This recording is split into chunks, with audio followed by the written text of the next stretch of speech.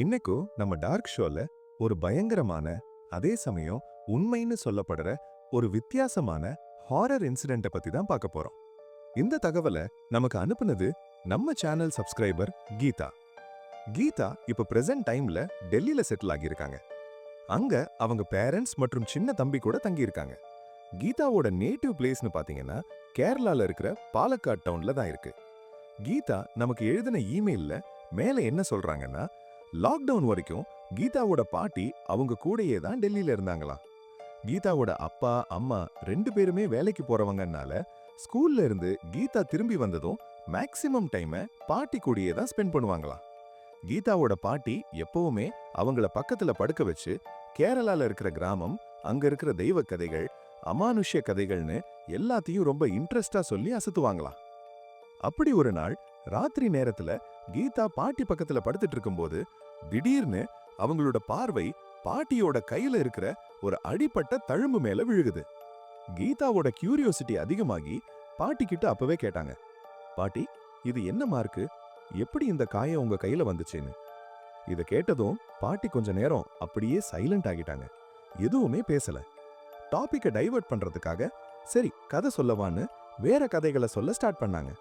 ஆனா கீதா ரொம்ப ஸ்டபர்னா நின்னு, எனக்கு இப்போ கண்டிப்பா தெரிஞ்சே ஆகணும், அந்த அடிப்பட்ட தழும்பு எப்படி உங்க கையில வந்துச்சேன்னு அடம் பிடிச்சாங்க. கீதாவோட அந்த அடம் பிடிக்கிற குணத்துக்கு முன்னாடி பாட்டி வேற வழி இல்லாம ஆகிட்டாங்க. அதுக்கப்புறம் பாட்டி தன்னோட லைஃப்ல நடந்த ஒரு பயங்கரமான சாப்டரை கீதா முன்னாடி திறந்து வச்சாங்க. அது ஒரு சாதாரண தழும்பு இல்ல, ரொம்ப பெரிய வலியையும் ஒரு சூப்பர் நேச்சுரல் இன்சிடென்ட்டையும் பின்னாடி வச்சிருந்த தழும்பு. அதை ஃபுல்லா படிச்சு முடிச்சதும் கீதா வாயடைச்சு போயிட்டாங்க. அப்படி பாட்டி என்ன சொன்னாங்க, அவங்க லைஃப்ல அப்படி என்ன நடந்துச்சுன்னு தெரிஞ்சுக்க ஃபுல் வீடியோவை ஸ்கிப் பண்ணாம பாருங்க.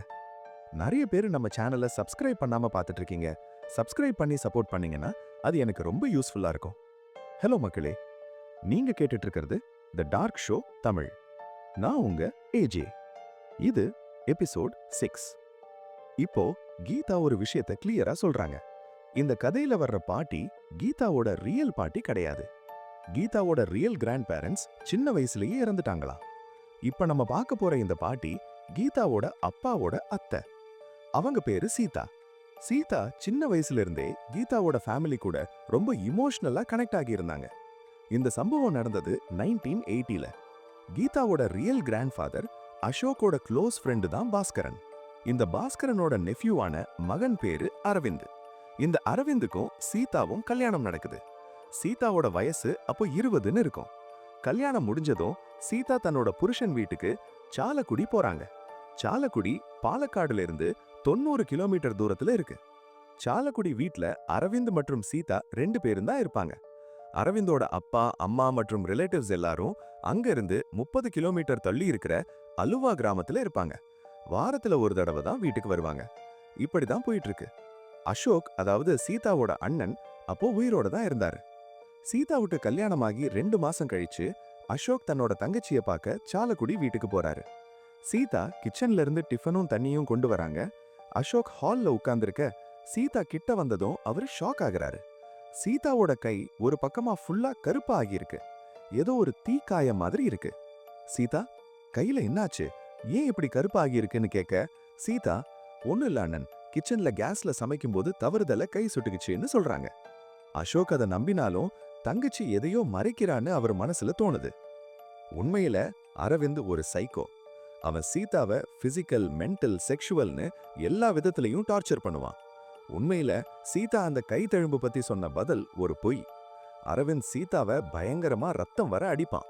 ஒரு தடவை அரவிந்தோட பேரண்ட்ஸ் அலுவால இருந்து சாலக்குடிக்கு வந்திருந்தப்போ அவங்க முன்னாடியே அரவிந்த் சீதா மேல கொதிக்கிற தண்ணியை ஊத்துனான். ஆனா அந்த காலத்து சொசைட்டி அந்த அளவுக்கு ப்ராக்ரெசிவ் இல்ல. அரவிந்தோட பேரண்ட்ஸ் அதை தடுக்கல. பதிலா பொண்டாட்டியை அடிக்கிறது நார்மல்னு நினைச்சுக்கிட்டாங்க. சீதாவும் இதுதான் நம்ம விதி, புருஷன் அடிக்கிறத பொறுத்துக்க தான் பொண்டாட்டின்னு நினைச்சு எல்லா டார்ச்சரையும் பொறுத்துக்கிட்டாங்க. கீதா சொல்றாங்க, என்னோட பெரியப்பா அசோக் ரொம்ப ப்ராக்ரெசிவா யோசிக்கிற ஆளு. இப்படி நடந்திருக்குன்னு தெரிஞ்ச அப்பவே தங்கச்சியை கூட்டிட்டு வந்திருப்பாரு.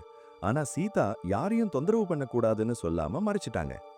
அரவிந்த் ஃபேமிலிக்கு இங்க் ட்ரேடிங் பிசினஸ் ரொம்ப வருஷமா இருந்தது. அரவிந்தோட அடிதடி நாளுக்கு நாள் அதிகமாச்சு. ஒரு தடவை அரவிந்த் சீதாவை அவ்வளவு பயங்கரமா அடிக்க சீதா கட்டி இருந்த கிரீம் கலர் சாரி ஃபுல்லா ரத்தத்தால சிவப்பாகி போச்சு. அப்போ அரவிந்தோட அம்மா அங்க வந்தாங்க. சீதா அந்த சாரிய தூக்கி போட போகும்போது அந்த ரத்தத்தை மறைக்க அரவிந்த் அம்மா ஒரு பெரிய இங்க் பாட்டில் எடுத்து அந்த ரத்தத்துல ஊத்துனாங்க. ரத்தம் தெரிஞ்சா விஷயம் பெருசாகும், இங்க் ஊத்துனா கலர் மாத்தி மறைக்கலாம்னு நினைச்சாங்க. சீதா ஒரு நரகத்திலேயே வாழ்ந்துட்டு இருந்தாங்க. அடுத்த 2 வருஷம் இப்படியே போச்சு. குழந்தை இல்ல.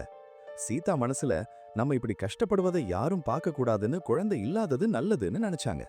இந்த கேப்ல அசோக்கு விஷயம் தெரிஞ்சு கூட்டிட்டு போக ட்ரை பண்ணாரு.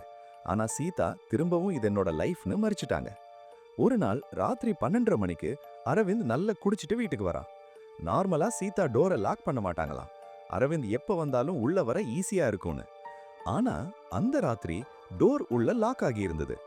அரவிந்துக்கு பயங்கர கோபம் வந்து சீதாவை திட்டுறாரு. பக்கத்து வீட்டுக்காரன் எல்லாம் வந்து சத்தம் போடாத, நேரம் என்ன ஆகுதுன்னு பார்க்க மாட்டியான்னு சொல்லிட்டு போறாங்க. அரவிந்த் கொஞ்சம் அமைதியானப்போ பின்னாடி இருந்து ஒரு பயங்கரமான ஃபீமேல் வாய்ஸ் கேக்குது. உனக்கு எவ்வளவு தைரியம் இருந்தா இங்க சத்தம் போடுவ? இன்னொரு தடவை சத்தம் போட்டு பாரு, அப்போ தெரியும் உனக்கு. அந்த சத்தம் ரொம்ப பயங்கரமா இருந்ததால அரவிந்த் பயந்து போய் அங்கிருந்து ஓடிடுறான். அடுத்த நாள் நூன்ல அரவிந்தோட சித்தப்பா பாஸ்கரன் வீட்டுக்கு வந்திருக்காரு. அரவிந்த் வீட்டுக்கு வந்ததும் சீதா கேக்குறாங்க, நேத்து ராத்திரி எங்க போயிட்டீங்க? அரவிந்துக்கு கோபம் வந்து, நேத்து கேட்ட திறக்கல, இப்ப கேள்வி கேக்குறியான்னு அடிக்க போறான். ஆனா ராத்திரி கேட்ட அந்த வாய்ஸ் நினைப்பு வந்து அமைதியாகிடுறான். சித்தப்பா பாஸ்கரன் கிட்ட நடந்ததை சொல்றான். பாஸ்கரனோட ஃபேஸ் எக்ஸ்பிரஷன் அப்படியே மாறுது. ஆனா கண்ட்ரோல் பண்ணிட்டு, நீ குடிச்சிருந்ததால ஹாலுசினேஷன்னா இருந்திருக்கும்னு சொல்றாரு. ஆனா அரவிந்துக்கு தெரியும் அது உண்மையான வாய்ஸ்னு. ஒரு வாரம் வரைக்கும் அரவிந்த் சன்செட் ஆகிறதுக்குள்ள வீட்டுக்கு வந்துடுவான். ஆனா ஒரு வாரம் கழிச்சு வேற ஒரு டவுனுக்கு வேலைக்கு போயிட்டு ராத்திரி 12:30 மணிக்கு வரான். மறுபடியும் டோர் உள்ள லாக் ஆகி இருந்தது. அரவிந்த் திரும்பவும் கத்துறான். அந்த சத்தம் மறுபடியும் கேக்குது. இங்கிருந்து போயிடு, இல்லனா உன் ரத்தத்தை குடிச்சிடுவேன். இங்க உன் டெட் பாடி தான் கிடைக்கும், ஓடிடு. சத்தம் வீட்டு பின்னாடி இருக்கிற சுவர்ல இருந்து கேக்குது. அரவிந்த் கோபத்துல யாருன்னு பார்க்க போறான். யாரும் இல்ல. அப்போ ராத்திரி மூன் லைட்ல ஸ்ட்ரீட்டுக்கு அந்த பக்கமா ஒரு சாரி கட்டின பொம்பளை கழுத்தை சாச்சி இவனையே பார்த்துட்டு இருக்கு. அரவிந்த் புரிஞ்சுக்கிறதுக்கு முன்னாடி ஒரு நிழல் இவன் காது பக்கத்துல வந்து, சொன்ன கேக்கலல்லா, உன் ரத்தத்தை குடிச்சிடுவேன், பொண்டாட்டிய விதவையாக்கி விடுவேன், அப்பனை புள்ள இல்லாதவனாக்கி விடுவேன், ஓடிடுன்னு ஒரு குரல். அரவிந்த் பயத்துல ஓடி போய் ஒரு குளத்துல குதிச்சு விடுறான். அடுத்த நாள் அரவிந்துக்கு கோல்ட் ஆனிடுது. பாஸ்கரன் வந்து கேட்டதும், இது யக்ஷியோட வேலை, நீ அவளுக்கு கோவத்தை தூண்டிட்ட. யக்ஷி ஒருத்தரை டார்கெட் பண்ணா ரத்தத்தை குடிக்காம விடமாட்டா. கேரளால யக்ஷின்னு ஒரு பெரிய அர்பன் லெஜெண்ட் இருக்கு. அது ரொம்ப அழகான ஆனா பயங்கரமான ஆத்மா.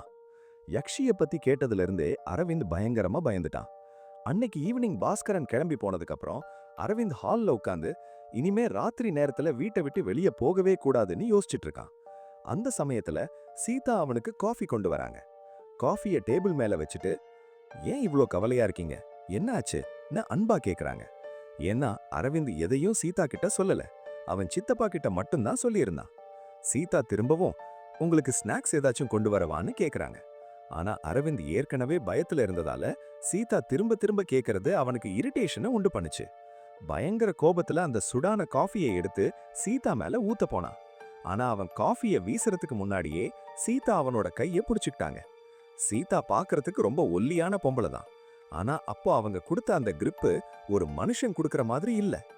சீதா அரவிந்த் அப்படியே முறைச்சுக்கிட்டு, என் மேல திரும்பவும் கை வைக்க உனக்கு எவ்வளவு தைரியம் அப்படின்னு கேக்குறாங்க. அந்த சத்தம் சீதாவோட சத்தம் மாதிரி இல்ல, உள்ள இருந்து வேற ஏதோ ஒரு பேய் சத்தம் கேக்குது. சீதாவோட முகம் அப்படியே பயங்கரமா மாறிடுச்சு. அவங்க முறைச்ச அந்த அதிர்ச்சி பயம் தாங்க முடியாம அரவிந்த் அங்கேயே மயங்கி விழுந்துட்டான். கொஞ்ச நேரம் கழிச்சு அரவிந்த் கண்ணு முழிச்சு பார்க்கறான். சீதா பக்கத்துல உட்கார்ந்து அவனுக்கு விசிறி விட்டுட்டு இருக்காங்க. இப்போ அவங்க ரொம்ப நார்மலா இருக்காங்க. ஏன் திடீர்னு மயங்கி விழுந்துட்டீங்கன்னு கேக்குறாங்க. அரவிந்துக்கு இப்போ கன்ஃபார்மா தெரிஞ்சிருச்சு, அந்த யக்ஷி சீதாவுக்குள்ளதான் இருக்குன்னு. சீதாவை இனிமே நல்லா நடத்தினாதான் தப்பிக்க முடியும்னு முடிவு பண்றான். மறுநாள் வாழ்க்கையிலேயே முதல் முறையா சீதாவை சினிமாவுக்கு கூட்டிட்டு போறான். அப்புறம் ஹோட்டல்ல சாப்பாடு வாங்கி தர்றான். ராத்திரி 11 மணிக்கு வீட்டுக்கு வராங்க. இப்போ எல்லாம் நார்மல் ஆகிடுச்சுன்னு நினைச்சுக்கிட்டு அரவிந்த் கதவை திறக்க போறான். அப்போ திடீர்னு ஒரு கை அவனோட இன்னொரு கைய ரொம்ப டைட்டா பிடிச்சுக்குது. அரவிந்த் பயந்து போய் திரும்புறான். சீதாவோட முகம் அரவிந்த் முகத்துக்கு ரொம்ப பக்கத்துல இருக்கு. அவங்க கண்ணு அப்படியே பெருசா விரிஞ்சு அரவிந்த முறைக்குது.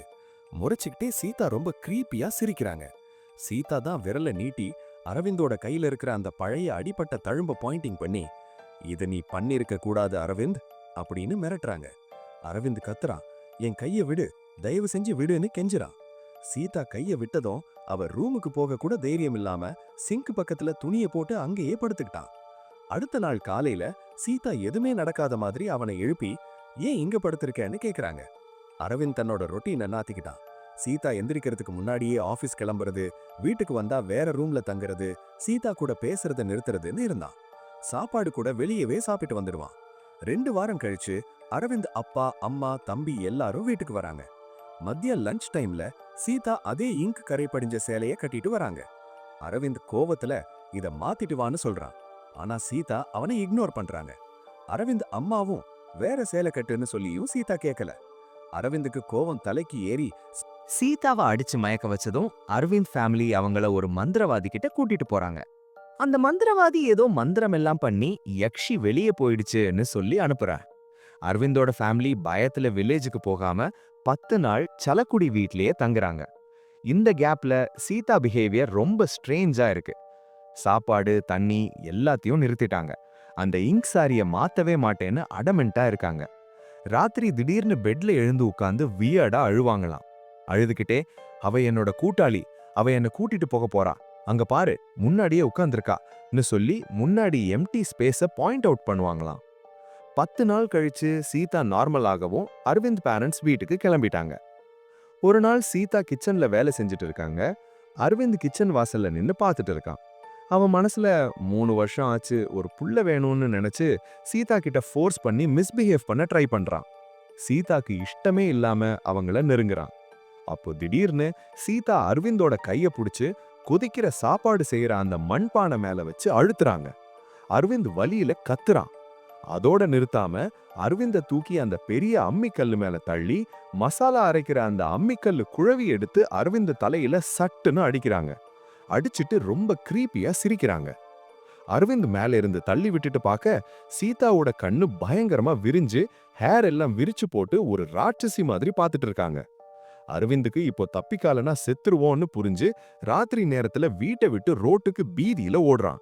அப்போ ஆப்போசிட்ல வந்த ஒரு கார் அரவிந்த் மேல மோத அரவிந்த் அங்கேயே ஸ்பாட்ல டெத் ஆகுறான். அரவிந்த் ஃபேமிலி வந்து பார்க்கும்போது சீதா வீட்ல இல்ல. யக்ஷி தான் கூட்டிட்டு போயிடுச்சுன்னு நினைச்சாங்க. ஆனா 21 நாள் கழிச்சு சீதா தன்னோட அண்ணா அசோக் கிட்ட திரும்பி வராங்க.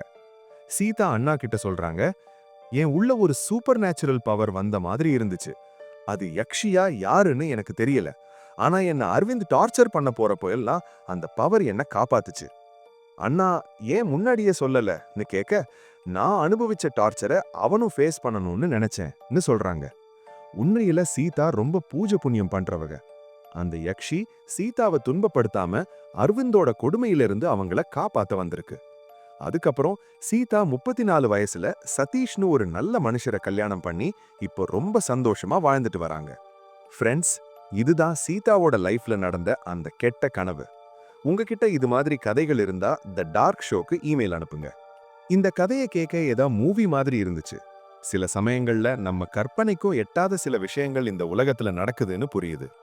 இந்த வீடியோ பிடிச்சிருந்தா லைக் பண்ணுங்க, எனக்கு ஒரு மோட்டிவேஷனா இருக்கும். இந்த மாதிரி வீடியோஸ் உங்களுக்கு பிடிக்கும்னா மறக்காம நம்ம சேனலை சப்ஸ்கிரைப் பண்ணி வச்சுக்கோங்க. அப்போதான் கதைகள் உங்களை வந்து சேரும். இன்னும் ஒரு பயங்கரமான சப்ஸ்கிரைபர் ஸ்டோரியோட அடுத்த வீடியோல பார்ப்போம். Bye friends.